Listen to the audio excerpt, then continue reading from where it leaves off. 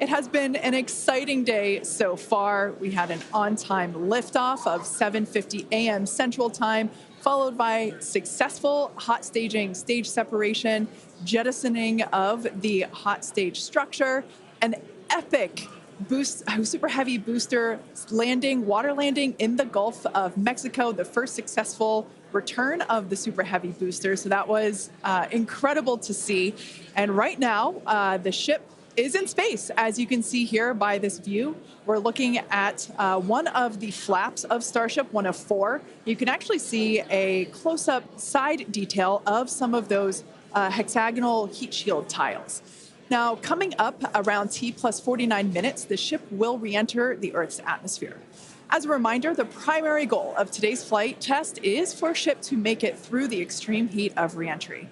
This is typically a portion of flight where we don't have communications with the spacecraft because it's re-entering at or around orbital velocity, which is about 8 kilometers per second or roughly 5 miles per second. At those speeds, the spacecraft moving through the atmosphere results in friction and creates a plasma field around the vehicle. That blanket of plasma distorts, as you can see, that plasma blanket, which you can kind of see here, distorts communication frequencies. So we're left with a brief blackout in communication.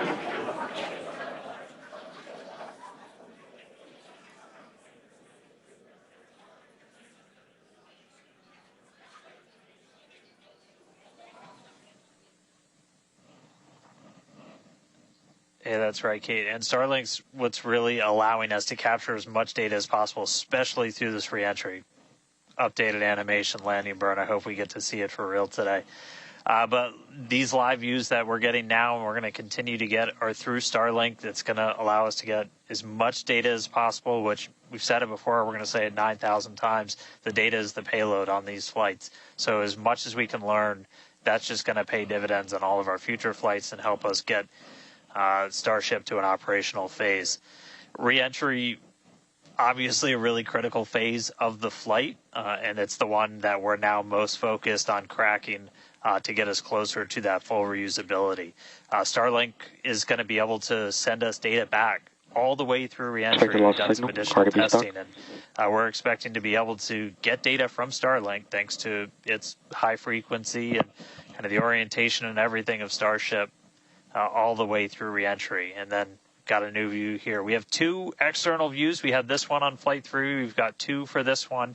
And we're going to continue adding views as we continue to evolve Starship. Again, this is an experimental vehicle. Believe me, I want as many camera views as you all do.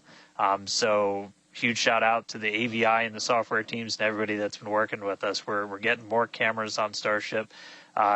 Not just because it looks cool, but this provides an incredible insight into reentry, which is, historically a really tough window to look through. The physics of reentry are insanely intense. One of my favorite NASA astronauts, Victor Glover, recently described it as with the forces and the flows and the temperatures, it's like pointing at a raging river in one spot and saying, tell me exactly what's happening right there.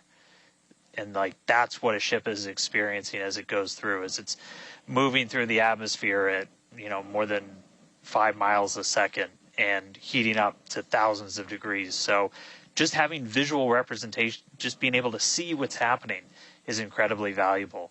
So these views are going to be through Starlink. We've got this one. This is in one of the forward flaps looking back. So if you see it rotating around, that's because, again, it's embedded in one of those forward flaps. So as we get through and we start to build up density in the atmosphere,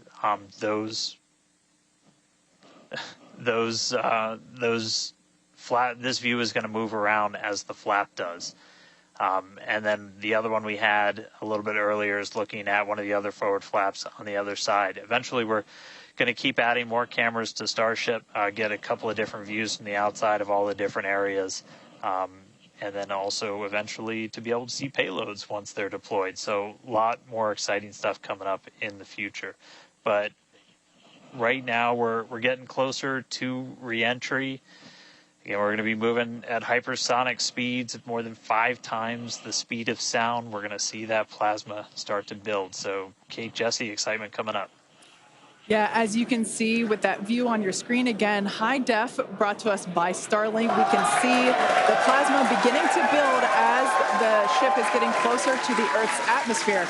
Now, let's talk a little bit about how Starship will survive reentry, hopefully, and control itself. Exactly. We've been talking about this entire flight test. There's 18,000 hexagonal ceramic tiles surrounding the bottom portion or the Earth-facing side of the ship. Through 100 kilometers altitude, good altitude for entry. Great call outs there. Now, during atmospheric reentry, the vehicle is going to see temperatures as high as 2,600 degrees Fahrenheit or over 1,400 degrees Celsius. So those tiles are there to help protect the vehicle from this extreme heat. Yeah, and the flaps will help control it. Now, one noticeable difference I see immediately, those flaps are not moving as much as they were on Flight 3. So that is a great sign, right? We had unplanned loss of roll control on Flight 3, so we added some additional thrusters, and we can see that they're working well, and we have a much more stable view. So those flaps, there's 4 of them, 2 at the top and 2 at the bottom. They're made out of stainless steel. And yeah, they help steer the ship, which, as we can see, the plasma continuing to build. Now, if the ship survives reentry, it will have to perform a flip maneuver as well as a landing burn. We saw this demonstrated in a couple of high-altitude flight tests back in like 2020, 2021. Similarly, temperatures increasing on the nose within expected ranges. Great news there. It sounds like the temperatures that we are getting during this point, which again, we usually don't get during spaceflight because of this plasma. We're getting this live. This is a great news. So similarly to, for example, the serial number 10 test that we saw a couple years ago, we're hoping to duplicate that again today. Hopefully we will see it live. And basically the 3 center engines of the ship will reignite and gimbal or point to help flip the ship until those engines are pointing down so that it can land vertically using Raptor's thrust. And as you can see, even from the beginning of the program, we've designed Starship to land on Mars where there are no runways or other humans to help out. We also want rapid reusability, so we're doing... The vehicle is passing through 85 kilometers altitude. The flaps have control of the vehicle. Great news. Flaps have control of the vehicle. That's exactly what we want to hear for this flight test. Yeah. Again, we are going to be doing a propulsive landing instead of a more traditional means like parachutes. And we are expecting re-entry to begin here in just about a minute. Re-entry, an awesome view that we have here. Starship remains on a good entry trajectory. This is the same view that we had when we first returned from the coast phase. Again, this is looking at the side of one of the flaps. It's incredible that literally at the bottom of this picture, we're basically looking through plasma, which is just absolutely mind-blowing. Wild, very wild. Now we are expecting entry to begin here in about 30 seconds or so. Entry to splashdown is expected to last about 6 minutes long. And that flip maneuver should occur around about 10 minutes before splashdown. And such incredible views that we're getting. Approaching peak heating region. Great call outs there.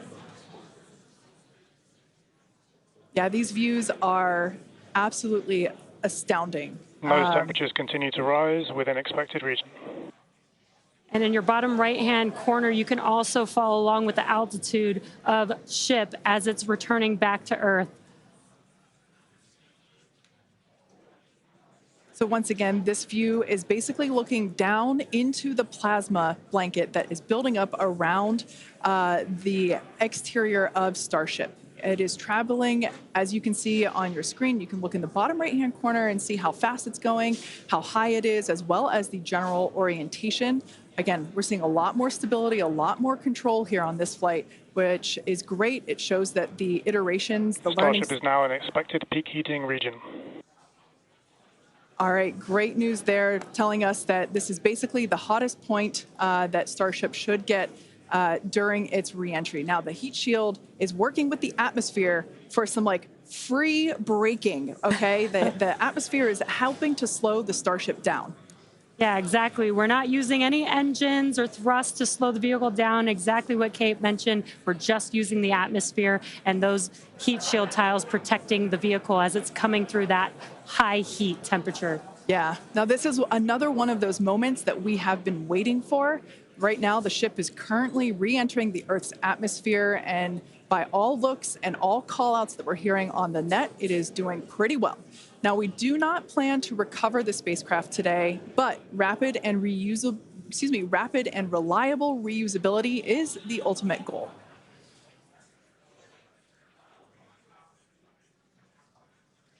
Just pausing to just take in this incredible new and different view that we're seeing. We did get a similar view in Flight 3, but again, the vehicle did lose a little bit of its control, attitude control, and this is a very stable view. This is great. This is exactly what we want, and we are hearing that we're getting expected call-outs. Mm-hmm. Absolutely. Starship is seeing half a G of acceleration, remains on a good entry trajectory. You know, it's incredible to look at this photo and wonder, wait, is it real? Is it frozen? You know, we can see so I was just going to say Those temperatures have stopped increasing. Oh, that is great news. The temperature is no longer building. But I was saying, like, we have a little bit of indication there. We can see that streaking that occurs and tells us that this is indeed a true view. So once again, we are looking basically through the plasma that is building up around the exterior of the ship. And I still cannot get over that we are getting a live view of re-entry right now, live on your screen. Again, we've said this over and over, but all thanks to Starlink. We are able to use Starlink in space, which we're getting this incredible data. And not only just the data from the sensors, but getting live imagery of what is actually happening, which is great, which we've never been able to do live before. Right. Now, just a quick future outlook here. So in about, let's see, at T plus about 1 hour and 2 minutes, we should hear a call out for entry transonic. That means that the ship is going near the speed of sound.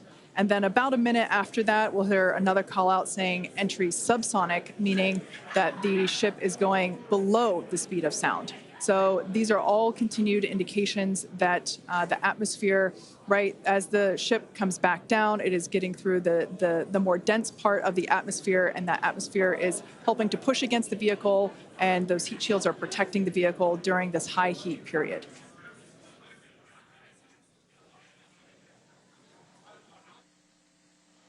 Yeah, Kate and Jesse, we're starting to see as the atmosphere gets denser, you're starting to see a few more particles make an appearance in the plasma there. You can see you're looking down at the aft end of the ship in the top left, and you're seeing essentially the flame build up as we go through reentry.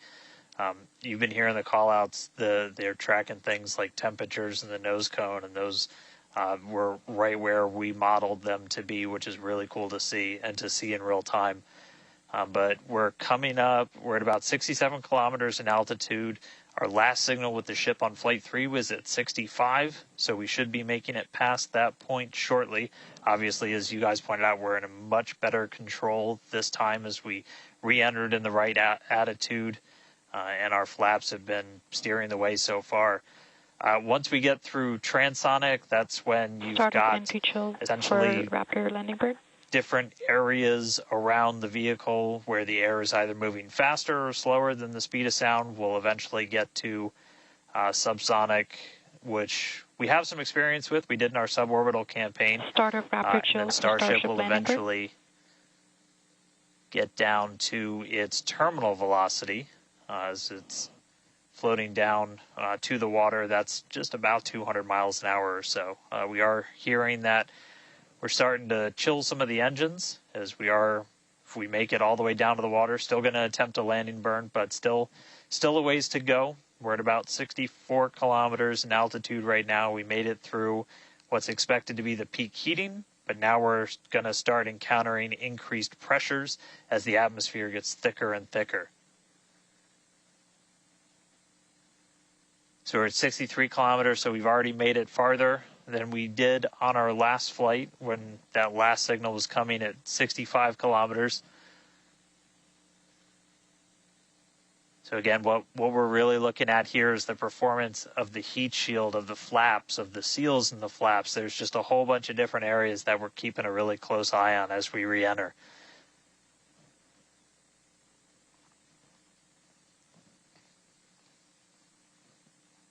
Starship remains on a good entry trajectory.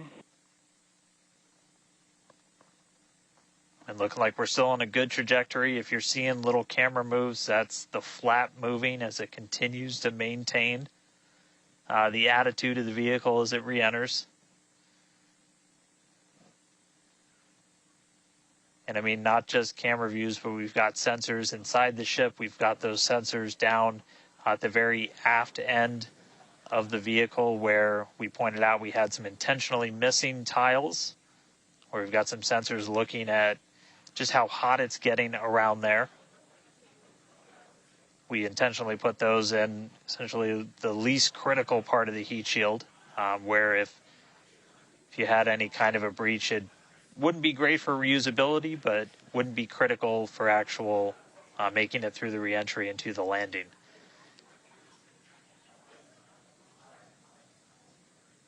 "58 kilometers, we're continuing to descend. Again, right now we are over the Indian Ocean. We're actually getting closer and closer to that expected splashdown point, which is just to the off the northwest corner of Australia.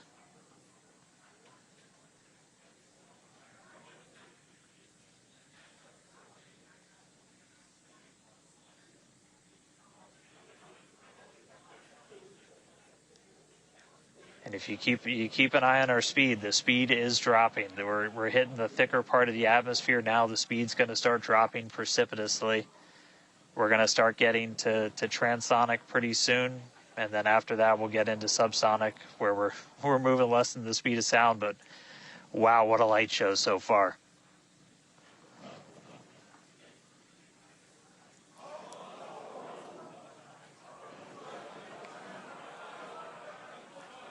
External temperatures are starting to come down. Again, this camera view is looking right at one of the forward flaps. And we're strategically putting some cameras around the vehicle to just look at the different areas that looks like we got the flap starting to come apart a little. Yeah, it does appear that we have a little bit of burn through there. We can see pieces of the vehicle flying off. What a show it has been. It's been like watching Interstellar or something. This is wild to see this, but the ship is still coming down, which is incredible to see. How far can it go? That is the question. Keep your eye on the altitude in the bottom right-hand corner. We're at 54 kilometers right now. Now, ultimately, the data is the payload today. We've been saying it multiple times. Our teams are sitting, reviewing this data live, learning where the hot spots are. As you can see, there's an obvious hot spot there with the flap, and learning how we can improve this design. The goal was to get as far through this high heat re-entry as possible. Ideally, we'd love to make it all the way down and perform that landing burn and flip maneuver, but we may not get that far today. We will see.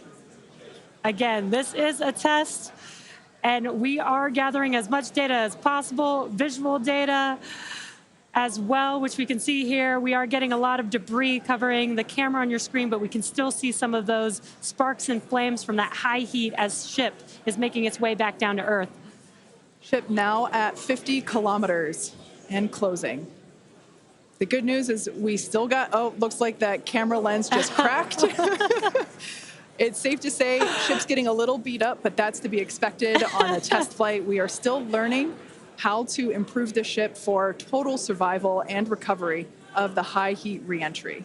I'm honestly impressed that we're still getting this live view despite how much debris is coming off of this flap right now. The fact that we've got it is good news.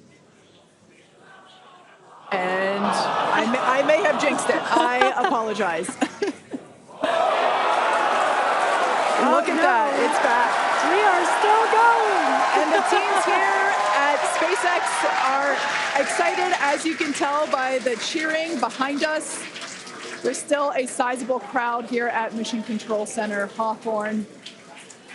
A splashdown is expected in just about 4 minutes from now.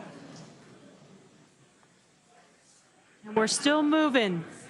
We still have live views. Starlink is doing an incredible job. Maximum entry dynamic pressure. External temperatures are dropping. Okay, good news. Those external pressures are dropping. The question is, how much the ship is left?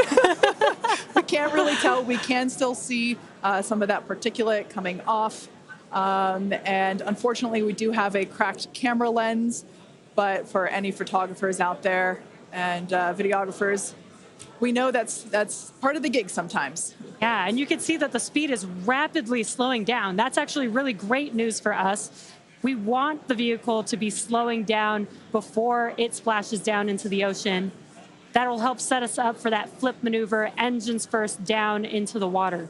Exactly. So we have seen this flip maneuver demonstrated on previous high altitude flight tests like serial number 8. Oh, more views. Or I should say, more light coming through the view that we have through that cracked and dirtied lens there. But yeah, so we're hoping that this flip maneuver, that we can pull it off as soon as we get those views back. If we can get them, if the ship is still around, we will bring it back to you. Vehicle has passed maximum dynamic pressure. That is great news. Maximum dynamic pressure being the moment in which the vehicle experiences the greatest amount of aerodynamic pressure. Speed still dropping. We're now at 37 kilometers above the ocean. Just like Flight 3, we are targeting a splashdown in the water in the Indian Ocean. And we don't have a live view right now, but because we're still getting data and telemetry, that does tell us that ship is still doing okay, at least. And there we got that live view back. The crowd very excited to see that view, despite not being able to see very much. The fact that it's there tells us the ship is still alive. Yes, and collecting data, continuing to collect data as we get closer and closer to Earth. Yes, now 30 kilometers, now 29 above the Indian Starship is Ocean. at 30 kilometers altitude, Mach 2. Sounds like the vehicle's traveling, as we just heard, Mach 2, which is, looks like we might, I thought maybe it might clear up. It is a little bit, now at T+1 hour, 3 minutes and 13 seconds into Starship Flight 4, hoping that the ship can hang on. It's probably potentially hanging on by a couple of bolts and threads, but it's still going, and that is excellent news. That deceleration is looking incredible. We're about to go under 1,000 kilometers per hour. Yeah. Starship is at 20 kilometers altitude.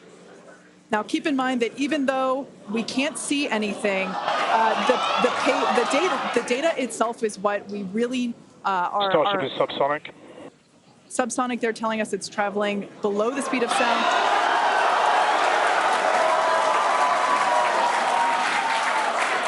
That movement means the flaps are actuating. I think we can see something. This is a nail biter. But we are, unfortunately, we can't see through the lens, but we're still getting the feed. Starship is now 11 kilometers over the ocean. All this data is incredibly important, even if, you know, it breaks up right now. Okay, we can see that flap actuating through the glass. Starship is passing through 10 kilometers altitude. Okay, the next milestone will be initiation of the flip maneuver and landing burn. Keep an eye on the bottom right corner of your screen for those 3 center engines to relight. They will gimbal or angle so that the ship flips itself back up vertical and hopefully lands in a vertical position.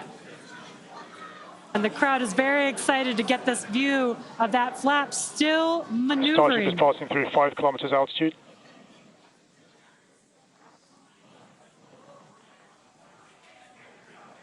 This is incredible. We're getting very close to splashdown. These fireflies are such a good sign of life right now. We wish we could see more, but we'll take it. Starship is at 2 kilometers altitude, terminal velocity.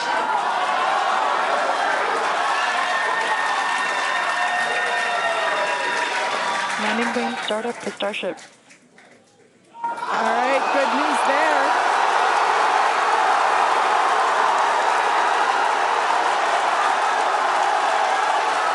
Nominal chamber pressure. Landing bird startup.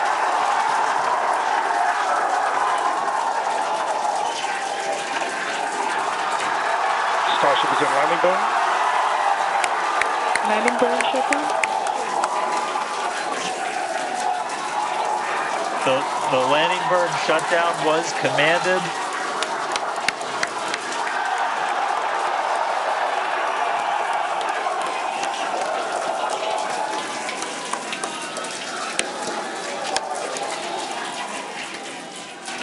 Wow. I mean, it was a little bit of use your imagination as you were going down with what we could actually see, but we were able to hear the ship did its landing burn. It sounded Starship like we might have got shutdown. 2 engines.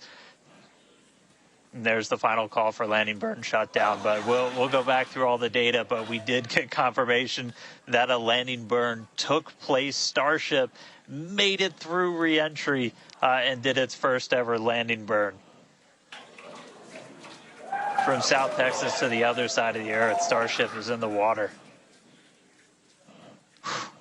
What a day. What a day, guys. Yeah, that was absolutely incredible. We got views pretty much the whole way down. Analysis said it could do it. We weren't sure if it was going to be able to happen, but Starlink powered through, and we were able to get signal. We started to get some debris on the cameras and everything, but we were able to see it. So, I mean, what a day. Just recapping, everything started off today. We lifted off from here in Starbase just about an hour ago. It feels like a lifetime. Successful super heavy ascent, boost back, and its own splashdown in the Gulf. Ship made it to space, kept its attitude. Successful re-entry through peak heating. We got to see it under flap control through the atmosphere, and we got call out of our first ever ship landing burn after a launch into space. So, just really incredible. So I'm going to take some time to collect myself, but wow, that was incredible. I can't wait for the next one. Over to you guys. It was so loud here. I haven't heard the crowd get that loud probably since liftoff of Flight 1, honestly.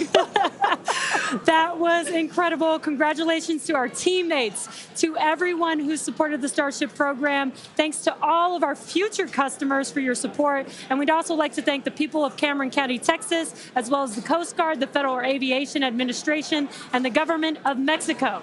And since Starship got a little bit toasty from that extreme heat of reentry, and we've got our very own Starship right here, let's have a toast of our own. I've been waiting all morning for this. Okay, may I? Light me up. Yeah. Just like Starship, I like this toasty. I'm keeping this. Now, we've got more Starship test flights coming to you soon.